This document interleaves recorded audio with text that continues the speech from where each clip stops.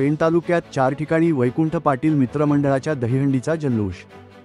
पेण तालुक्यात प्रसिद्ध असलेल्या वैकुंठ पाटील मित्रमंडळाच्या दहीहंडी उत्सवाचे गोकुळाष्टमी निमित्त भव्य आयोजन करण्यात आले असून यावर्षी 4 ठिकाणी या सोहळ्याची धूम राहणार आहे। तांबडशेत, वाशी नाका, वडखळ आणि नागोठणे येथे हा जल्लोष साजरा होणार आहे।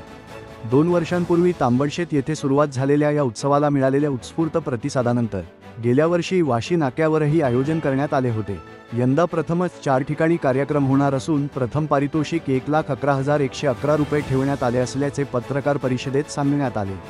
रविवार ऑगस्ट 10 रोजी झालेल्या पत्रकार परिषदेत मंडळाचे संस्थापक वैकुंठ पाटील तसेच मिलिंद पाटील, सोपान जांभेकर, श्रीकांत पाटील, महेश म्हात्रे, विजय गायकवाड, रविकांत वात्रे, शेखर पाटील, सदाशिव म्हात्रे, गोरख पाटील, दत्तात्रेय पाटील, हिरामण भोईर, नंदकिशोर म्हात्रे, चंद्रकांत पाटील, काशीनाथ पाटील, महेश भिकावले, परमेश पाटील, आनंद लाड आदी सदस्य उपस्थित होते। स्थानिक गोविंदा पथकांना चालना देण्यासाठी सलामी संकल्पना राबवण्यात आली आहे। 6वा व 7वा थर लावणाऱ्या प्रमुख पथकांना 10,000 रुपये तर 3 थर लावणाऱ्या स्थानिक पथकांना प्रोत्साहनपर बक्षिसे दिली जाणार आहेत। सध्या 15 पथकांची नोंदणी झाली असून आणखी नोंदणी सुरू आहे। ग्रामीण भागातील परंपरा जपण्यासाठी व श्रीकृष्ण जन्माष्टमीचा उत्सव उत्साहात साजरा करण्याच्या हेतूने हा उपक्रम राबवला जात असल्याचे वैकुंठ पाटील यांनी सांगितले। दहीहंडीचा उत्सव सर्व समाजातील आणि विशेष करून ग्रामीण भागातील प्रत्येक माणसापर्यंत पोहोचायला पाहिजे या हेतूने आम्ही या उत्सवाचं आयोजन केलं आहे। या उत्सव म्हणजे आपली परंपरा आहे आणि परंपरेच्या माध्यमातून आपली संस्कृती टिकवण्यासाठी हा सगळ्या सोहळ्याचं या ठिकाणी आयोजन आहे। या आयोजनामध्ये 4 दहीहंड्यांचं यावेळी नियोजन करण्यात आले।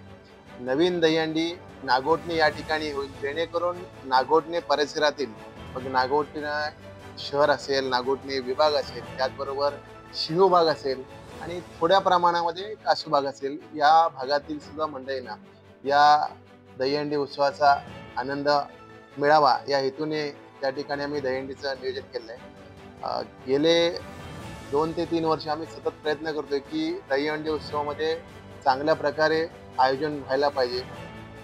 कुठेही आमच्या 2-3 वर्षामध्ये दहीहंडीमध्ये गालबोट लागलं गेलेलं नाही। विशेष करून आम्ही याच्यामध्ये पेण विधानसभा क्षेत्रातील आणि विशेष करून पेण तालुका असेल, रोहा तालुका असेल, सुधागड तालुका असेल आणि जवळचे अनेक तालुके असतील, यांच्या दहीहंडी पथकांना संधी मिळावी आणि म्हणून आम्ही सातत्याने प्रयत्न करतोय। कारण आपण पाहतोय की मुंबईची सराव पथकं आणि त्यांना दिलेल्या ज्या काही नवीन नवीन युक्त्या, कल्पना आणि त्यांच्याकडे असलेलं पूर्णपणे पाठबळ ते पाहता आपल्या तालुक्यातील, आपल्या विभागातील, आपल्या मतदारसंघातील जे काही दहीहंडी पथक आहेत त्यांना जास्तीत जास्त प्राधान्य द्यावं याच्यासाठी आम्ही सराव सोहळ्याला सुद्धा आम्ही त्या ठिकाणी उपस्थित राहतोय। आम्ही म्हैसबाडमध्ये गेलो होतो, आम्ही कोलेटी येथे गेलेलो की जेणेकरून आपली जी काय संस्कृती आणि आपली परंपरा हे टिकवण्यासाठी हे सगळं केलेलं आहे। यावेळेला जशा 4 दहीहंड्या आहेत त्याप्रमाणे यावेळेला महिला विशेष दहीहंडी आम्ही त्या ठिकाणी ठेवणार आहोत, जेणेकरून महिलांना सुद्धा या उत्सवामध्ये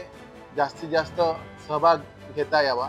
आणि आम्ही यावेळेला जवळपास 10,000 टी-शर्ट्सचं त्या ठिकाणी वाटप केलेलं आहे। त्याचबरोबर जी काही यंत्रणा आहे ती पोलीस यंत्रणा असेल, तहसील यंत्रणा, सगळ्यांना कल्पना दिलेली आहेत। आमचे पत्र सुद्धा त्या ठिकाणी गेले आहेत। साधारण या 3 ते 4 दहीहंडीच्या ठिकाणी आम्ही जवळपास प्रत्येक ठिकाणी 200 स्वयंसेवक या ठिकाणी ठेवलेले आहेत। विशेष करून आपण पाहिलं तर पेण तालुक्यामध्ये आपण लोकसंख्येचा भाग बघितला तर जवळपास 3 लाखाच्या आसपास लोकसंख्या असलेला भाग आहे आणि त्या भागामध्ये हा उत्सव जास्त जोमाने व्हायला पाहिजे या हेतूने आपण या उत्सवाचं आयोजन करतोय। शहरामध्ये उत्सव आयोजित केला जातो, परंतु शहरामध्ये त्या ठिकाणी ग्रामीण भागातील माणूस यायला वेळ लागतो म्हणून ग्रामीण भागामध्ये त्या ठिकाणी त्या उत्सवाचं जास्तीत जास्त जतन आणि संस्कृती परंपरा ती आपली जोपासली गेली पाहिजे त्या उद्देशाने आपण या ठिकाणी याचं आयोजन करतोय। या दहीहंडी उत्सवाला आपल्या सगळ्यांची उपस्थिती आम्हाला प्रार्थनीय आहे आणि हा उत्सव आपला श्रीकृष्ण जन्माष्टमीचा उत्सव हा पूर्ण जोरात साजरा व्हायला पाहिजे या हेतूने आम्ही हे सगळं करत आहोत।